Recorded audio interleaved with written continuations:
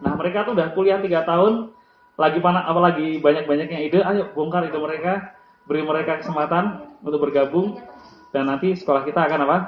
Meningkat.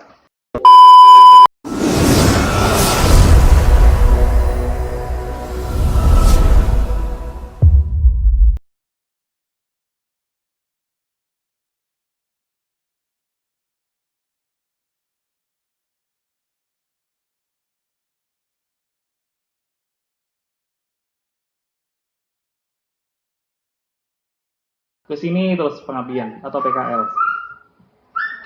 Oke, berikutnya. Oke, sampai di sini dulu. Bagaimana menyiapkan siswa MI Tafid dalam 1 tahun? Dari yang tadi saya sampaikan, ada berapa tadi poin? Gimana kalau kita kekurangan SDM? Ada 5 ya. Yang pertama tadi apa? Apa? Beri uang saku santri berprestasi. Makanya saya bilang kalau saya ada dana, bangun gedung atau bangun orang, saya pilih bangun orang. Karena orang itu terus dinamis, berkembang, tapi kalau gedung makin lama makin rusak.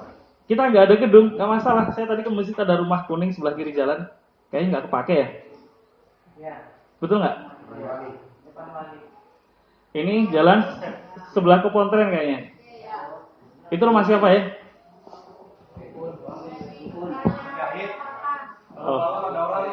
Oh, ada orangnya.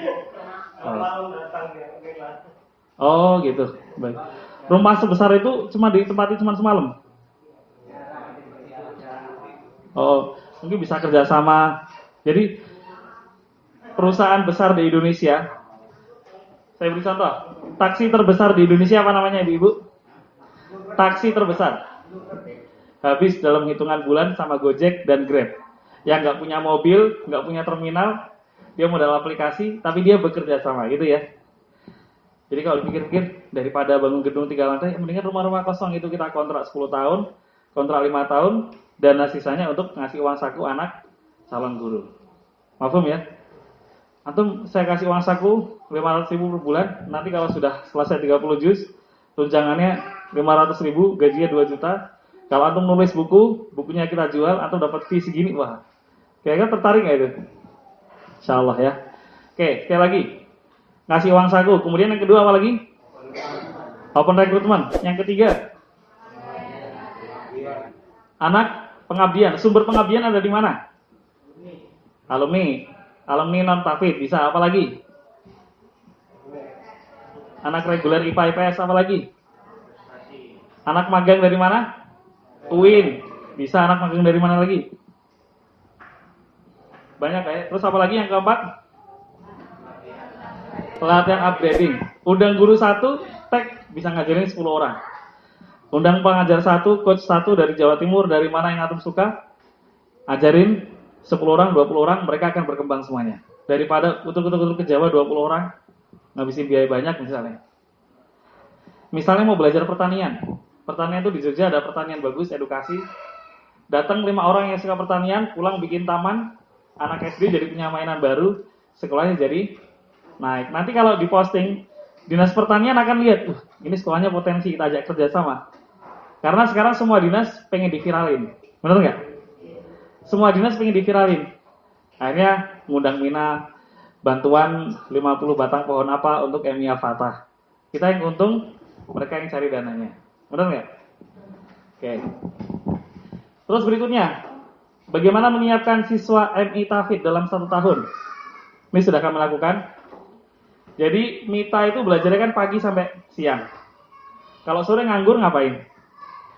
Kita bikin RQ, Rumah Quran, Pramita. Jadi Bapak Ibu kalau mau anaknya diterima di Mita, belajar dulu 1 tahun di sini. Ketika kita buka kelas sore, yang daftar 44 Ustaz. 1 orang bayarnya 100.000. Akhirnya dari situ kita dapat 4,4 juta untuk kas MI. Sehingga guru-guru kalau wisata kemana-mana, ada dananya tanpa ngajukan ke yayasan. Karena kalau kita sudah ajarin di Pramita ini, pra itu sebelum Mita, berarti umurnya PAUD. Kalau di sini kayak Ustadz Harun lah ya. Itu di sana kami kelola sendiri. Sehingga tahun depan kita dapat murid yang sudah siap tilawatinya udah tilawati 5, udah lebih cepat kemajuannya dan MI juga terbantu dari segi finansial. Oke, next. Update kegiatan rumah Quran. Setiap sore ada yang tasmi, ada yang maju atas nama siapa, ada prestasi sekecil-kecilnya misalnya, difoto, naikin ke story. Sekali lagi, foto, naikin ke story, beri judul atau beri berita sedikit. Misalnya, hari ini Kamis, buka bersama bareng anak-anak rumah Quran Ustadz Harun yang puasa Senin Kamis. Nanti sore ada, tadi saya sudah dikasih tahu, maka saya tahu beritanya. Ya, hari ini ada berapa berita? Pelatihan, BMI Tafid, Al-Fatah, terus apa lagi? Foto tadi, Ustadz Muflihuddin memberikan sambutan pada acara pelatihan. Banyak banget jadi berita, bener nggak? Siapa yang dapat buku tadi? Ustadzah Umi Solihah sama Ustadzah Sofia, bisa jadi berita. Kalau itu terus kita naikkan, maka akan ngebrand kepala orang, sekolah yang bagus dia, Mita gitu. Ya, mafhum ya? Sebenarnya apa sih menariknya YouTuber kayak Mbak Imbo? Menarik nggak sih kehidupan mereka? Nggak menarik. Cuman ngasih uang berapa sama tukang sapu jalanan, sedangkan dia penghasilannya 13 miliar. Dia dari itu penghasilannya 13 miliar Bu sebulan. Mbak Imbo. Kenapa dia penontonnya banyak? Karena setiap hari bikin konten, bayangin loh. Bener nggak? Dia setiap hari bikin konten. Dia lagi beliin pampers anaknya, bikin konten. Parah banget, ngasih dot anaknya, bikin konten. Ke mall bikin konten. Bayangin. Karena setiap hari dinaikkan, akhirnya orang kenal Baim Wong. Dan sekarang YouTuber nomor 1 di Indonesia itu Baim Wong.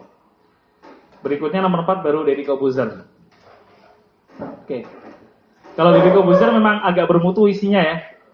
Tapi kalau Baim Wong isinya apa? Itu cuma gantiin popok anaknya, masuk YouTube terus aja. Kenapa? Oke, next. Adakan tes masuk. Tes masuknya dari sekarang. Oleh karena itu, saya sarankan kalau bikin MI Tafid, agar orang tuanya sungguh-sungguh, jangan buka pendaftaran di akhir tahun. Tapi buka pendaftaran, misalnya, buka pendaftaran Desember sampai 1 Januari. Orang tua akan berlomba-lomba. Wah, kuotanya cuma 20, bukanya tengah tahun lagi. Kalau nggak daftar sekarang, nggak keterima. Jadi ini sebagai apa? Mempush atau menekan psikologi wali murid agar mereka istihad atau mujahadahnya lebih sungguh-sungguh lagi. Oke, next. Nah, ini rumah Quran di Cilengsi. Tempatnya, kelasnya sama dengan Mita, bedanya waktu. Pagi namanya Mita, sore namanya rumah Quran. Programnya ada 3. Kelas Pramita, anak-anak yang umurnya 5 tahun belum bisa baca Quran. Kalau belum bisa baca Quran tapi umurnya udah 6 tahun ke atas, namanya Pratahfidz. Kalau sudah bisa baca Quran, namanya kelas Tahfidz. Kelas Tahfidz udah lulus, bikin kelas lagi di Rosa Islamiyah tingkat 1, di Rosa Islamiyah tingkat 2, terus saja. Sehingga pendidikan itu terus di kita bergulir terus, anak-anak kita terus meningkat terus, begitu seterusnya. Perhatikan, masuknya jam berapa ini? Kelihatan nggak? Nggak kelihatan ya? 15.30, pulangnya jam 5 lebih 10. SPP-nya milih, bisa 100, 130, 170. Belajarnya cuma 2 jam. Dan ini muridnya 44. Alhamdulillah.